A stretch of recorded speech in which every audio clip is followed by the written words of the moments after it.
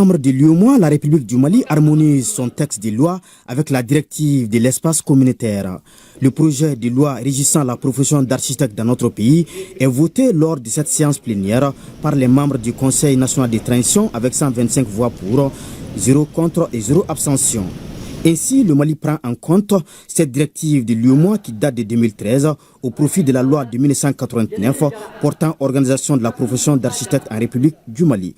C'est aussi la première profession qui a été libéralisée en République du Mali en 1989.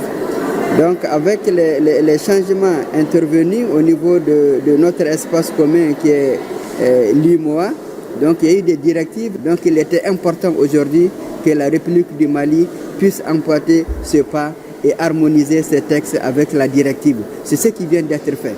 Donc cette harmonisation, qu'est-ce que ça va amener? Ça amène vraiment à ce que nos architectes puissent compétir partout dans l'espace UEMOA. Et aussi les architectes des autres pays peuvent venir compétir au Mali. Ça veut dire que nous, nos architectes doivent être aussi à hauteur de mission, doivent se professionnaliser, doivent se battre pour avoir leur part de marché dans l'espace UEMOA. On a intégré d'autres dispositions en sorte que les architectes puissent faire 24 mois de stage, avant c'était 18 mois. Aussi, puissent prêter serment avant de commencer la profession.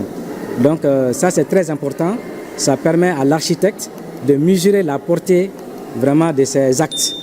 Dans le souci de mieux encadrer la création, l'organisation et le contrôle des établissements publics à caractère professionnel, l'organe législatif a examiné et adopté certaines dispositions du statut général des établissements à caractère professionnel, notamment celles relatives à l'approbation du budget qui se trouve en contradiction avec les principes communautaires de l'UEMOA, cela en matière de comptabilité publique.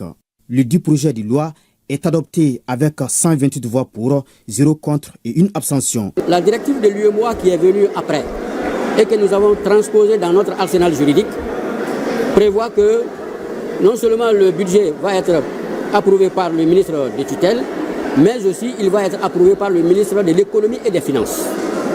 Voilà, c'est cette contradiction qui existait entre la loi nationale et la norme de l'UEMOA.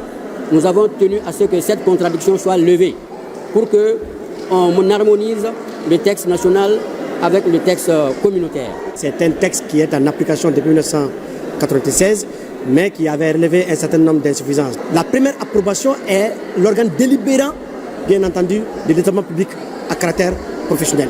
Et c'est la deuxième approbation qui est soumise au ministère des Finances. C'est ce travail que nous avons exécuté. La séance du jour constitue la 4e session plénière d'octobre en cours qui prend fin ce jeudi.